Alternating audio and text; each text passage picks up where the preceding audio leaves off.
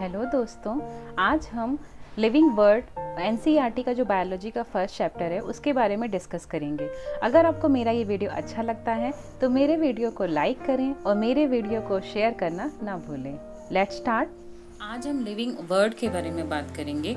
Living word के बारे में अगर हम बात करते हैं तो जो लिविंग ऑर्गेनिज्म होते हैं उनके डिफरेंट हैबिटेट होते हैं।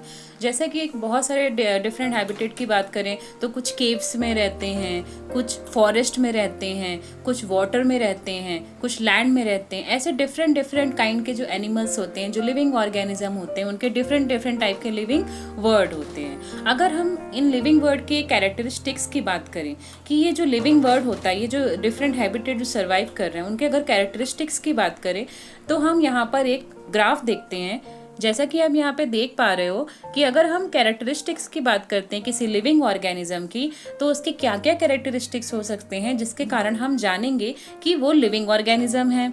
सबसे पहले हम देखते हैं कि अगर वो जो इन्वायरमेंटल स्टिमुलाई है, मतलब कोई बाहर का जैसे लाइट हो गया, वाटर हो गया और विंड हो गया, अगर इसके कारण अगर वो रिस्पॉन्ड कर रहा है तो इसका मतलब क्या हो गया कि वो एक लिविंग ऑर्गेनिज्म है। और नेक्स्ट अगर हम देखते हैं तो अगर हम नेक्स्ट आपका देख सकते हैं कि अगर वो मेटाबॉलिज्म करने में कैपेबल है, मतलब बायोकेमिकल जो है, अगर उसके बॉडी के अंदर क्या हो रहे हैं, उसका फॉर्मेशन हो रहा है बायोकेमिकल्स का। मेटाबॉलिज्म में बेसिकली आता क्या क्या है, कैटाबॉलिज्म और एनाबॉलिज्म। अगर ये दोनों प्रोसेस हो रही हैं तो मतलब इट मीन्स कि मेटाबॉलिज्म हो रहा है। अगर वो लिविंग ऑर्गेनिज्म मेटाबॉलिज्म करने में अगर कैपेबल है तो क्या है, वो इसका एक कैरेक्टरिस्टिक्स है। नेक्स्ट हम देखेंगे कि अगर वो रिप्रोड्यूस कर सकता है, मतलब क्या कर सकता है कि अगर वो ऑफस्प्रिंग को प्रोड्यूस कर सकता है, इट मीन्स कि वो लिविंग ऑर्गेनिज्म है। और उसका सबसे और जो मेन है आपका जो एक और जो कैरेक्टरिस्टिक्स है वो क्या है, ग्रोथ।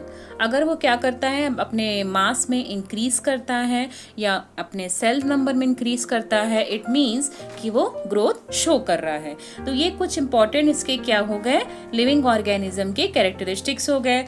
फर्स्ट हो गया आपका ग्रोथ, देन हो गया आपका रिस्पॉन्ड। अगर जो इन्वायरमेंटल स्टिमुलाई है अगर उसके लिए रिस्पॉन्ड कर रहा है, इट मीन्स कि वो लिविंग ऑर्गेनिज्म है। थर्ड आपका मेटाबॉलिज्म हो गया। थर्ड आपका उसके बाद लास्ट वन क्या हो गया आपका, रिप्रोडक्शन। अगर वो रिप्रोड्यूस कर रहा है, एक नए प्रोजेनी को बना रहा है, नए ऑफस्प्रिंग को जनरेट कर रहा है, इट मीन्स कि वो लिविंग ऑर्गेनिज्म है। फर्स्ट हम देखते हैं कि आपका जो फर्स्ट जो मैंने कैरेक्टरिस्टिक्स के बारे में बताया कि लिविंग थिंग जो होते हैं वो ग्रो करते हैं मास में ग्रो करेंगे, या वो इंडिविजुअल सेल या इंडिविजुअल जो होंगे वो अपने सेल्स में मतलब इंक्रीज करेंगे, जो नंबर ऑफ इंडिविजुअल होंगे वो इंक्रीज होंगे। इट मीन्स कि वो लिविंग ऑर्गेनिज्म क्या है, ग्रोथ शो कर रहा है। नेक्स्ट अगर हम देखते हैं रिप्रोडक्शन में हम बहुत सारे रिप्रोडक्शन देख सकते हैं, सेक्सुअली और एसेक्सुअली। अगर हम सेक्सुअली की बात करते हैं तो उसके लिए मेल और फीमेल गैमेट की जरूरत होती है, और फर्टिलाइजेशन होता है। और अगर हम एसेक्सुअल रिप्रोडक्शन की बात करते हैं तो इसके लिए बहुत सारे एग्जाम्पल हम यहाँ देख सकते हैं। जैसे कि फर्स्ट एग्जाम्पल जो है वो है फंगाई।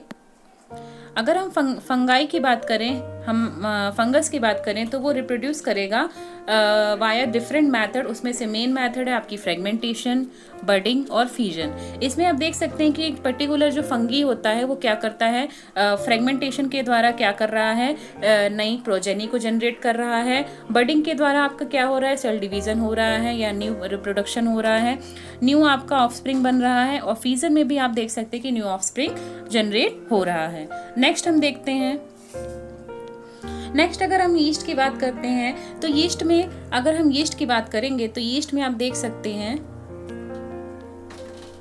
यीस्ट में हम देखते हैं कि यीस्ट में जो अगर हम यीस्ट की बात करते हैं तो यीस्ट में हम क्या देखते हैं कि आपका क्या होता है, एक पेरेंट सेल होता है। ये आप क्या मान लीजिए यहाँ पे क्या हो गया, आपका एक पेरेंट सेल हो गया। पेरेंट सेल में क्या हो गया, आपका जो न्यूक्लियाई होगा, एक वैक्यूल होगा, उसमें क्या होगा आपका अगर हम यीस्ट की बात करेंगे तो यीस्ट जो होगा रिप्रोडक्शन करेगा किस मेथड से, वाया बडिंग। अगर हम बड की बात करें, ये जो रिप्रोडक्शन की मेथड है वो एसेक्सुअल रिप्रोडक्शन है। ओके, तो यहाँ पे क्या हो रहा है कि आपका जो पेरेंट सेल है उसमें जो न्यूक्लियाई होगा, और ये जो आप यहाँ देख रहे हो ये वैक्यूल है, यहाँ पे न्यूक्लियाई है, ये क्या हो रहा है, बर्ड फॉर्मेशन कर रहा है। यहाँ पे आप देख सकते हो 2 डिफरेंट न्यूक्लियाई हो गए, साइटोप्लाज्म डिवाइड हो गया इसका। और यहाँ पे आप क्या देख रहे हैं कि एक डॉटर यीस्ट बन गया है और एक आपका पेरेंट यीस्ट बन गया है। ओके, और ये जो आपकी जो नए न्यू ऑफस्प्रिंग को जनरेशन करने की जो मेथड है वो हाइड्रा में भी देखने को मिलती है और प्लेनेरिया में भी देखने को मिलती है। प्लेनेरिया मतलब फ्लैट वॉर्म में भी देखने को मिलती है। नेक्स्ट मेथड हम देखते हैं, नेक्स्ट है यूनिसेलुलर ऑर्गेनिज्म में। यूनिसेलुलर ऑर्गेनिज्म मतलब जिसमें जो आपका जो ऑर्गेनिज्म है वो एक ही सिंगल टाइप ऑफ सेल से बना होता है, तो उसे बोलते हैं यूनिसेलुलर ऑर्गेनिज्म। उसमें अगर हम यूनिसेलुलर ऑर्गेनिज्म के एग्जाम्पल की बात करेंगे तो सबसे पहले एग्जाम्पल आ जाएगा बैक्टीरिया, देन आ जाएगा एल्गी और देन आ जाएगा अमीबा। ये जो होते हैं क्या होते हैं, इन्हें रिप्रोड्यूस कर रहे हैं अपने नंबर ऑफ सेल्स को इंक्रीज करके। अगर हम अमीबा का एग्जाम्पल देते हैं तो यहाँ पे आप देख रहे हैं, यहाँ पे क्या हो रहा है, बाइनरी फिजन हो रहा है। ओके, यहाँ पे आपका बाइनरी फिजन हो रहा है। बाइनरी फिजन में आप देख सकते हैं, बाइनरी फिजन में आप देख सकते हैं कि ये आपकी क्या हो गई, पेरेंट सेल हो गई। पेरेंट सेल में क्या हो गया, आपका ये जो पेरेंट सेल है उसका जो न्यूक्लियस होगा वो डिवाइड होगा और 2 न्यूक्लियस बना देगा। यहाँ पे आप देख रहे हो कि साइटोप्लाज्म डिवाइड हो रहा है 3rd स्टेप में, और फाइनली हमें क्या मिल जाती है, 2 डॉटर न्यूक्लियाई मिल जाती हैं। नेक्स्ट देखते हैं, नेक्स्ट अगर हम बात करते हैं मेटाबॉलिज्म और कैटाबॉलिज्म की, तो मेटाबॉलिज्म जो होता है वो बेसिकली किससे किससे मिलके बना होता है, कैटाबॉलिज्म और एनाबॉलिज्म से। अगर हम एनाबॉलिज्म और कैटाबॉलिज्म के बीच में डिफरेंस देखें तो एनाबॉलिज्म को हम रिप्रेजेंट कर रहे हैं ए से और कैटाबॉलिज्म को रिप्रेजेंट कर रहे हैं सी से। अगर हम एनाबॉलिज्म और कैटाबॉलिज्म में डिफरेंस देखते हैं तो ये क्या होता है, एनाबॉलिज्म जो होता है वो टोटल होता है कंस्ट्रक्टिव प्रोसेस, जैसे कोई चीज बन रही है अगर उसका हम टोटल करते हैं तो वो एनाबॉलिज्म कहलाता है। कैटाबॉलिज्म क्या होता है कि अगर कोई डिस्ट्रक्टिव, टोटल जो डिस्ट्रक्टिव प्रोसेस हो रही है अगर हम उसका सम करते हैं तो वो क्या कहलाता है, कैटाबॉलिज्म कहलाता है। एनाबॉलिज्म हम क्या देखते हैं, जो कॉम्प्लेक्स सब्सटेंस होते हैं वो क्या फॉर्म करते हैं, फॉर्म्ड होते हैं सिंपल, जो हमारे छोटे छोटे सिंपल वंस हैं, छोटे छोटे सिंपल चीजों से क्या बन रही है, कॉम्प्लेक्स सब्सटेंस अगर बन रहा है तो वो एनाबॉलिज्म कहलाएगा। और अगर सिंपल सब्सटेंस क्या हो रहा है, अगर कोई बहुत कॉम्प्लेक्स चीज है और उससे क्या बन रहे हैं, सिंपल सब्सटेंस बन रहे हैं, मतलब एनाबॉलिज्म का जस्ट अपोजिट क्या हो जाएगा, कैटाबॉलिज्म हो जाएगा। इसमें क्या हो रहा है, कॉम्प्लेक्स सब्सटेंस बन रहे हैं, इसमें आपके सिंपल सब्सटेंस बन रहे हैं। एनाबॉलिज्म में क्या हो रहा है, एनर्जी जो हो रही है स्टोर हो रही है, और कैटाबॉलिज्म में क्या हो रहा है, एनर्जी रिलीज हो रही है। अगर हम एनाबॉलिज्म का एग्जाम्पल देखते हैं तो इसका एग्जाम्पल है फोटोसिंथेसिस, और कैटाबॉलिज्म का एग्जाम्पल देते हैं तो हम इसमें देखते हैं रेस्पिरेशन एंड जो हमारा वेस्ट जो प्रोडक्ट होता है उसका जो रिलीज होता है वो क्या कहलाता है, कैटाबॉलिज्म। यहाँ पर एक बात ध्यान देने लायक है कि अगर हम वायरस की बात करते हैं तो वायरस जो होता है वो क्या है, नॉन लिविंग है, और इसको क्या होती, किसी भी एनर्जी की जरूरत नहीं होती, किसी भी एक्टिविटी के लिए वायरस को जरूरत नहीं होती है एनर्जी के लिए। ओके, तो आपका नेक्स्ट हम देखते हैं, फर्स्ट हमने देख लिया था ग्रोथ, सेकेंड हमने देख लिया था रिप्रोडक्शन, थर्ड हमने देख लिया था आपका मेटाबॉलिज्म, अब फोर्थ हम देख रहे हैं सेलुलर ऑर्गेनाइजेशन। अगर हम किसी भी ऑर्गेनिज्म की बात करते हैं तो ऑर्गेनिज्म जो होता है वो सेल से बना होता है। सेल्स क्या होता है, जितने भी लिविंग ऑर्गेनिज्म होते हैं उसका बिल्डिंग ब्लॉक होता है। अगर हम यूनिसेलुलर ऑर्गेनिज्म की बात करें तो वो सिंगल टाइप ऑफ सेल से बने होते हैं, और अगर मल्टी सेलुलर ऑर्गेनिज्म की बात करें तो वो बहुत सारे सेल से मिलकर बने होते हैं।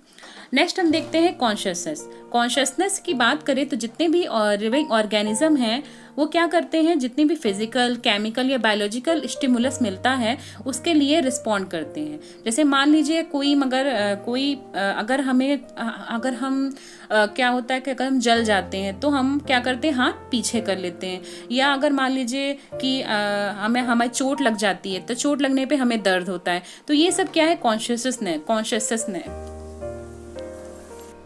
ये सब क्या है, आपका कॉन्शियसनेस है, जिसके कारण मान लीजिए कोई भी स्टिमुलस हमें मिल रहा है तो उसके कारण अगर हमारे अंदर से रिस्पॉन्स आ रहा है तो वो क्या कहलाता है, कॉन्शियसनेस। ओके, नेक्स्ट हम देखते हैं बॉडी ऑर्गेनाइजेशन।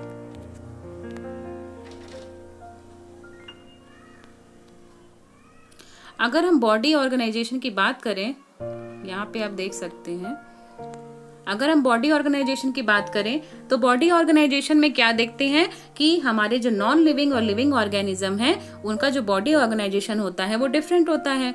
अगर हम बॉडी ऑर्गेनाइजेशन के फिजिकल हियरार्ची की बात करें तो फिजिकल हियरार्ची में क्या होगा कि कोई भी नॉन लिविंग ऑर्गेनिज्म किससे मिलकर बना होगा, प्रोटॉन, न्यूट्रॉन या इलेक्ट्रॉन से। ये मिलके क्या बनाते हैं, एटम्स बनाते हैं, और एटम्स मिलके क्या बनाते हैं, कंपाउंड। तो ये आपका नॉन लिविंग की बात हो गई। इसमें क्या होता है कि अगर साइज और कॉम्प्लेक्सिटी की बात करें तो क्या होता है, नॉन लिविंग में कम होती जाती, मतलब कंपाउंड से एटम, एटम से प्रोटॉन जाएंगे तो कॉम्प्लेक्सिटी आपकी कम होती जाएगी। लेकिन लिविंग में क्या होगा, साइज और कॉम्प्लेक्सिटी बढ़ती जाएगी। जैसे कि आप देख सकते हैं कंपाउंड हो गया, कंपाउंड के बाद अगर हम देखते हैं, यहाँ पे आप देख रहे हैं, यहाँ पे आप देखते हैं कंपाउंड हो गया, कंपाउंड से क्या बनेगा, सेल्स, है ना। सेल्स मिलके क्या बनाएंगे, टिश्यू, टिश्यू क्या मिलके बनाएंगे, ऑर्गन, और ऑर्गन मिलके क्या बनाएंगे, ऑर्गन सिस्टम, और ऑर्गन सिस्टम मिलके क्या बनाएंगे, एक ऑर्गेनिज्म। ये आपका क्या हो गया, सेलुलर कॉलोनी हो गई। ये एक लिविंग ऑर्गेनिज्म का फॉर्मेशन होता है जिसके कारण सेल से लेके ऑर्गेनिज्म तक ये सारी चीजें बनती हैं। बॉडी ऑर्गेनाइजेशन में आपका हर एक ऑर्गेनिज्म का अलग अलग बॉडी स्ट्रक्चर होता है, हर एक ऑर्गेनिज्म की अलग लाइफ साइकिल होती है, हर एक ऑर्गेनिज्म का मेटाबॉलिज्म अलग होता है, हर एक ऑर्गेनिज्म के सेल का स्ट्रक्चर डिफरेंट होता है। तो ये सब क्या होता है, ये आपकी ऑर्गेनाइजेशन होता है किसी लिविंग ऑर्गेनिज्म का। ये आपका क्या कहलाता है, बायोलॉजिकल हायरार्ची कहलाता है। ओके दोस्तों, अगर आपको मेरा ये वीडियो अच्छा लगता है तो मेरे वीडियो को लाइक करें और मेरे चैनल को लाइक और सब्सक्राइब करना ना भूलें। Thank you, have a nice day.